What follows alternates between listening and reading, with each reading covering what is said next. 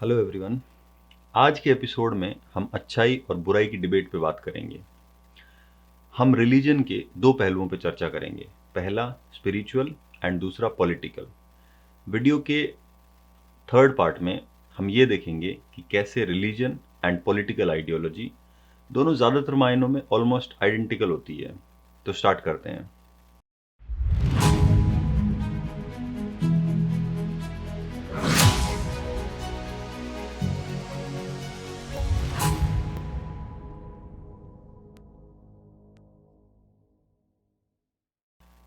Good versus evil की debate हजारों सालों से चली आ रही है।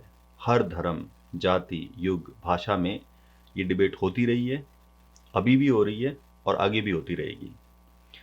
अच्छाई और बुराई का जो स्ट्रगल है, इसके कई परमुटेशन कॉम्बिनेशन हो सकते हैं depending upon region, race, religion, culture, language इत्यादि। पर यह ह्यूमैनिटी की ओल्डेस्ट और मोस्ट डिफाइनिंग स्टोरी है। हर जनरेशन ने इस स्टोरी में कुछ ना कुछ ऐड किया है और इन एडिशंस ने कुछ मायनों में हमारे लिए ईवल की अंडरस्टैंडिंग को बढ़ाया है, तो कुछ मायनों में इस अंडरस्टैंडिंग को धुंधला भी किया है। इन दोनों फिनोमिनन को समझने के लिए पहले हमें थोड़ा सा रिलीजन को डिस्कस करना पड़ेगा, क्योंकि रिलीजन के कोर में अच्छाई और बुराई होती है।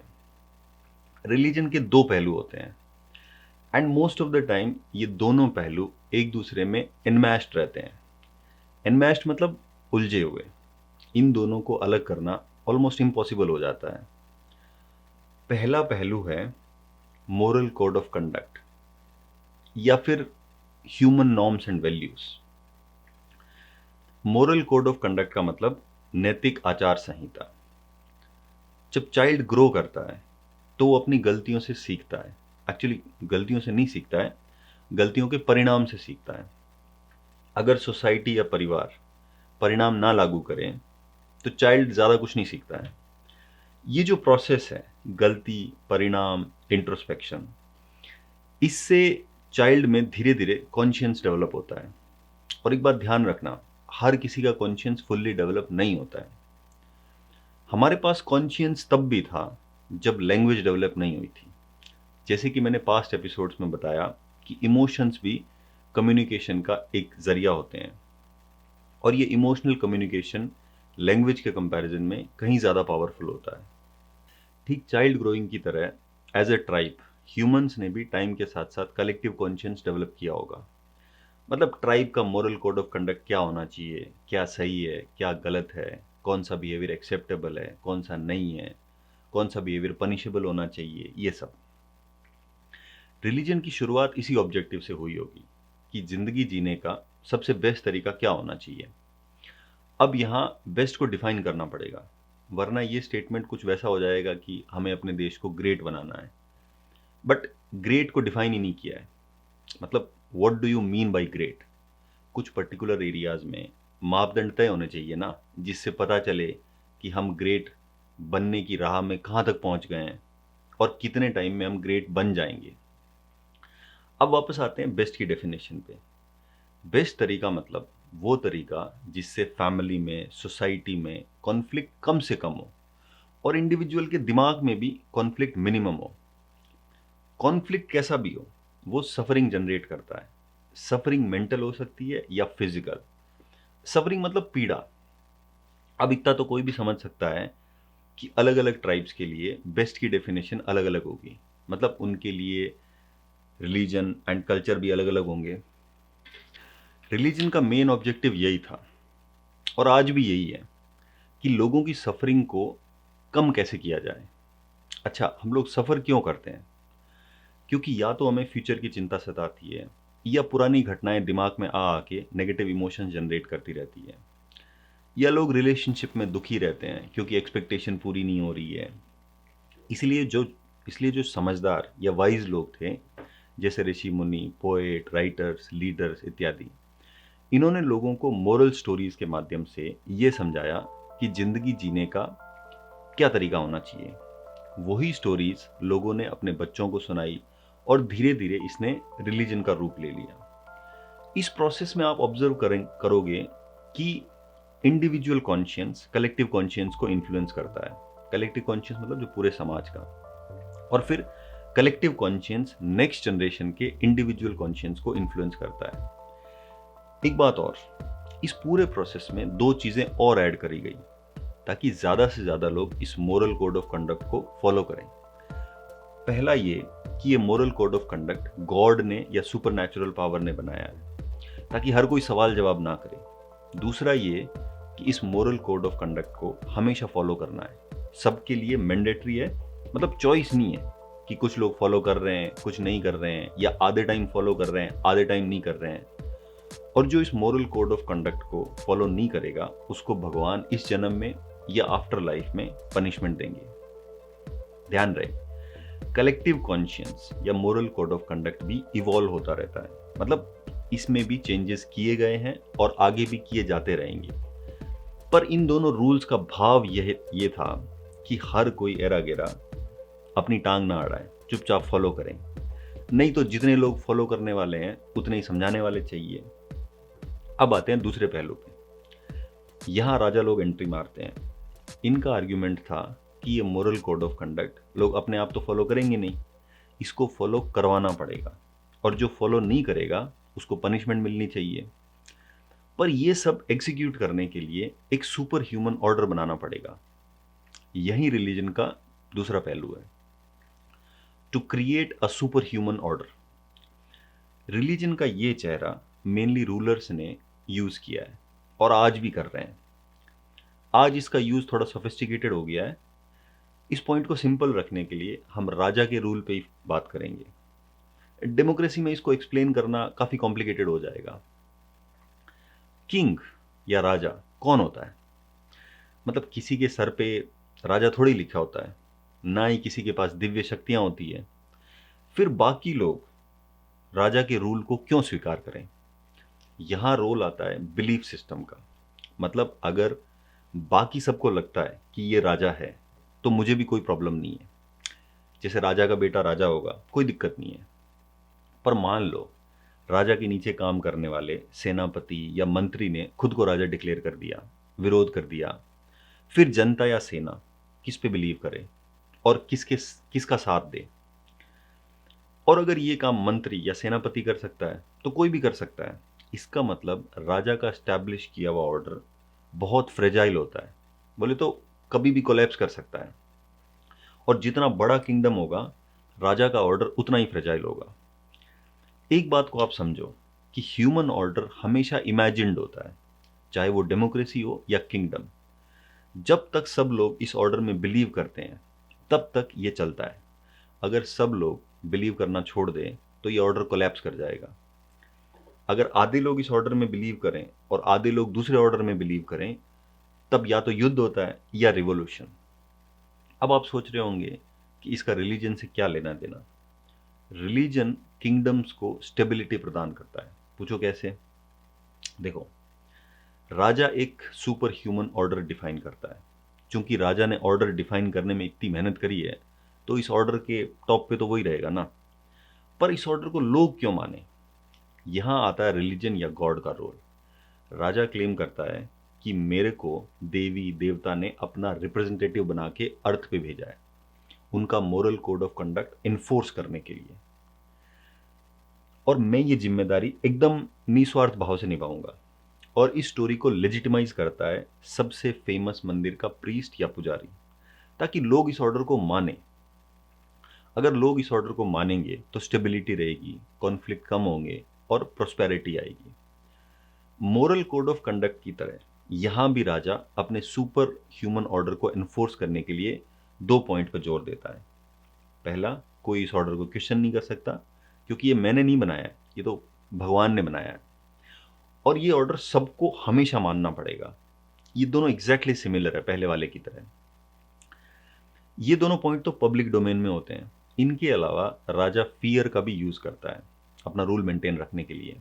बोले तो अगर किसी ने इनजस्टिस के नाम पे कां कूं की करी तो हाथों हाथ उसको खोपचे में लेके और बढ़िया से धुलाई कर दी। और लगे हाथ अगर पब्लिक को भी मैसेज देना है तो कां कूं की करने वाले को ब्लास्फेमस घोषित करके निपटा दिया। ब्लास्फेमस मतलब जो भगवान की निंदा करता है या भगवान में नहीं मानता, शैतान का सेवक है, ये सब। इन एसेंस रिलीजन को हम ऐसे डिफाइन कर सकते हैं कि ये एक नॉर्म्स एंड वैल्यूज का सिस्टम है जिसकी नींव सुपर ह्यूमन ऑर्डर के बिलीफ पे रखी गई है। मतलब आइडियली भगवान ने इस धरती पे अपने बनाए हुए नॉर्म्स एंड वैल्यूज को इन्फोर्स करने के लिए राजा को अपना सेवक चुन के और धरती पे भेजा है। और ये एनफोर्समेंट तभी पॉसिबल है जब सारे लोग इस सुपर ह्यूमन ऑर्डर को माने। वैसे एक बात बता दूं कि राजा को रिलीजन से कोई मतलब नहीं होता था, मतलब 1-8% को छोड़ के। राजा लोग सिर्फ रिलीजियस होने का ढोंग करते थे, बड़े बड़े मंदिर बनवाते थे, पुजारियों के पैर छूते थे, रिलीजियस सेरेमनीज में पार्ट लेते थे ताकि लोग इस सुपर ह्यूमन ऑर्डर को माने और उनके किंगडम में स्टेबिलिटी बनी रहे। इन एसेंस राजा को सिर्फ सुपर ह्यूमन ऑर्डर से मतलब होता था। मोरल कोड ऑफ कंडक्ट को राजा या रूलर सिर्फ सिंबॉलिक बना के छोड़ देता था, जैसे ये बोलने की बजाय कि फलाना आदमी इस particular moral code of conduct को नहीं मानता है। आप ऐसे जेनरिक स्टेटमेंट सुनेंगे कि फलाना आदमी भगवान में नहीं मानता है, और मोरल कोड ऑफ कंडक्ट को मानने का मतलब मंदिर में माथा टेको, राजा की जयकार करो, मोरल कोड ऑफ कंडक्ट अपने आप फॉलो हो गया।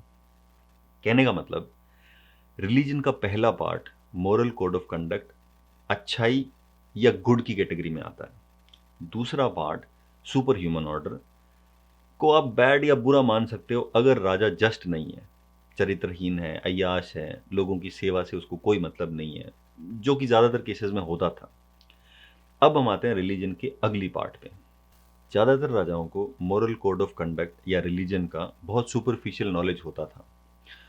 उनको सिर्फ 2 ही पॉइंट से मतलब होता था कि कौन से कस्टम या मोरल कोड को इन्वोक करके विरोध को दबाया जाए और कौन से कस्टम या मोरल कोड की इंसल्ट साबित करके दूसरे पे अटैक किया जाए।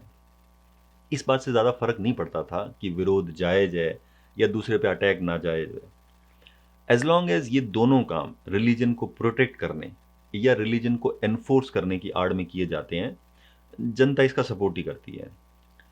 ये जो रिलीजन एंड किंगडम की अनहोली मैरिज थी, इससे दोनों को फायदा होता था। रिलीजियस प्रीचर्स को मोरल कोड ऑफ कंडक्ट का प्रचार प्रसार करने के लिए रिसोर्सेज मिल जाते थे, और उनको कौन किंग है, वो क्या कर रहा है, इससे ज़्यादा मतलब नहीं होता था। आप ऐसा सोच सकते हैं कि उनके हिसाब से सारे राजा शिकार, अय्याशी या लड़ाई में बिजी रहते थे। राजा रिसोर्सेज के बदले भगवान का सपोर्ट मांगते थे। पर इस अनहोली मैरिज में अगर चीफ पुजारी या प्रीस्ट भी राजा का स्टूज या प्यादा बन जाता था, तब ये सिस्टम एकदम शैतान का रूप ले लेता था। फिर राजा लोग पड़ोसी राजा के गॉड को फॉल्स गॉड घोषित करके उस पर अटैक कर देते थे। लॉजिक ये दिया जाता था कि पड़ोसी किंगडम में लोग फॉल्स गॉड को मानते हैं क्योंकि उनके 2-4 कस्टम्स या रूल्स हमारे से अलग हैं, वगैरह वगैरह। बट मेन एम हमेशा पावर एंड डोमिनेंस या किंगडम एक्सपेंशन होता था। और ऐसे में लड़ाई सिर्फ 2 राजाओं में नहीं होती थी, ये लड़ाई दोनों के प्रोटेक्टर गॉड्स के बीच में होती थी, क्योंकि राजा तो गॉड्स के इशारे पे काम करता था ना। अब राजा ये साबित करने के लिए कि दूसरे वाला राजा फॉल्स गॉड को फॉलो करता है, दूसरे वाले राजा के पूजा स्थलों को भी तहस नहस करता था। कुछ ने तो उसी जगह पे अपने देवी देवता के पूजा स्थल बनवाए। ये सब इसलिए किया जाता था ताकि जनता को बिलीव हो कि जो गॉड अपने मंदिर की रक्षा नहीं कर सकता, वो तो फॉल्स गॉड या पावरलेस गॉड ही होगा ना। ऐसा करने का एक और फायदा होता था। पड़ोसी साम्राज्य की जनता भी फॉल्स गॉड को मानने की बजाय अब असली गॉड और उसके असली सेवक को अपना रूलर आराम से स्वीकार कर लेती थी। इस पूरे खेल से विरोध या म्यूटिनी की संभावना भी बहुत कम हो जाती थी। अब अगर आप रिलीजन को सेकंड नजरिए से देखें तो रिलीजन और आइडियोलॉजी में कोई फर्क नहीं है, दोनों ही ह्यूमन ऑर्डर डिफाइन करते हैं। फर्क सिर्फ इतना है कि रिलीजियस ह्यूमन ऑर्डर को फॉलो करने वाले ये मानते हैं कि ये ऑर्डर भगवान ने बनाया है, जबकि आइडियोलॉजी को फॉलो करने वाले ये मानते हैं कि ये ऑर्डर कार्ल मार्क्स या मैक्स वेबर ने बनाया है। इनफैक्ट आइडियोलॉजी को फॉलो करने वाले ये मानते हैं कि उनकी आइडियोलॉजी भी लॉ ऑफ नेचर की तरह है, जो पहले से एग्जिस्ट करती थी, बस इसको डिस्कवर कार्ल मार्क्स ने किया है। इस एंगल का इम्प्लीकेशन ये है कि भले ही ये आइडियोलॉजी ह्यूमंस ने डिस्कवर की है, बट आप इसमें ज्यादा चेंजेस नहीं कर सकते। तो आप देख सकते हैं कि political order and ideology same ही है, दोनों में चेंज नहीं किया जा सकता।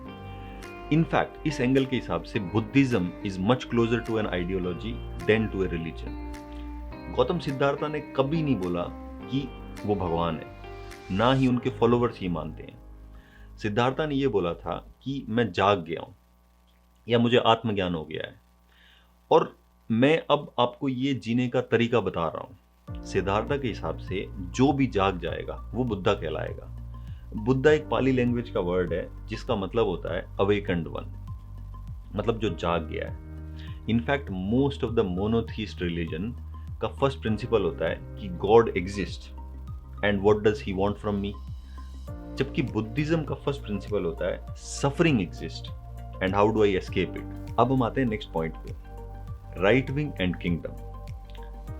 लिबरल्स को ये बात कभी नहीं समझ पड़ती है कि रिलीजन और रिलीजियस पार्टीज या राइट विंग पार्टीज भी एक आइडियोलॉजी की तरह काम करती है। ऑल ओवर द वर्ल्ड ये पार्टीज भी एक ह्यूमन ऑर्डर को डिफाइन करती है। इनका ह्यूमन ऑर्डर ये स्पष्ट करता है कि कौन राजा बनेगा, मतलब कौन रूल करेगा, किस पे रूल कड़क तरीके से लागू होंगे, किस पे रूल एकदम ढीले ढाले तरीके से लागू होंगे और किस पे रूल एकदम ही लागू नहीं होंगे। रिसोर्सेज ज्यादा किसको मिलेंगे, किसको कम रिसोर्सेज मिलेंगे, किसको कंप्लेन करने का अधिकार है, किसको नहीं है। इन पार्टीज के हिसाब से एक स्पेसिफिक स्किन कलर वाले या धर्म वाले या भाषा बोलने वाले इस ह्यूमन ऑर्डर के टॉप पे होने चाहिए। एक आइडियोलॉजी भी यही सब तय करती है। आइडियोलॉजी का एम जस्टिस, इक्वालिटी ये सब हो सकता है, जबकि राइट विंग पार्टी का aim moral code of conduct को बचाना या एनफोर्स करना होता है। पुराने राजाओं की तरह करंट राइट विंग लीडर्स को भी मोरल कोड ऑफ कंडक्ट या फर्स्ट पार्ट ऑफ रिलीजन का बहुत सुपरफिशियल नॉलेज होता है। वो अलग बात है कि ये लोग भी मोरल कोड ऑफ कंडक्ट के प्रोटेक्टर और एनफोर्सर होने का क्लेम करते हैं। इन राइट विंग पार्टीज में ऑर्डर या हायरार्की एंड लॉयल्टी सबसे ज़्यादा इंपॉर्टेंट होते हैं और इनका ऑर्गेनाइजेशन बहुत ही स्मूथली एंड एफिशिएंटली काम करता है। परफेक्ट ऑर्डर मतलब मैक्सिमम एफिशिएंसी। आप कभी भी किसी भी राइट विंग लीडर को मोरल कोड ऑफ कंडक्ट या रिलीजियस टेक्स्ट पे डिटेल में बहस या डिस्कशन करते हुए नहीं देखोगे। ये लीडर भी पुराने राजाओं की तरह बहुत स्पेसिफिक कंटेंशियस इश्यूज रेज करते हैं, जिनकी दो ही थीम होती है, कौन से कस्टम या मोरल कोड को इन्वोक करके प्रोटेस्ट को दबाया जाए और कौन से कस्टम या मोरल कोड की इंसल्ट दिखा के ऑपोजिशन या एक स्पेसिफिक ग्रुप पे अटैक किया जाए।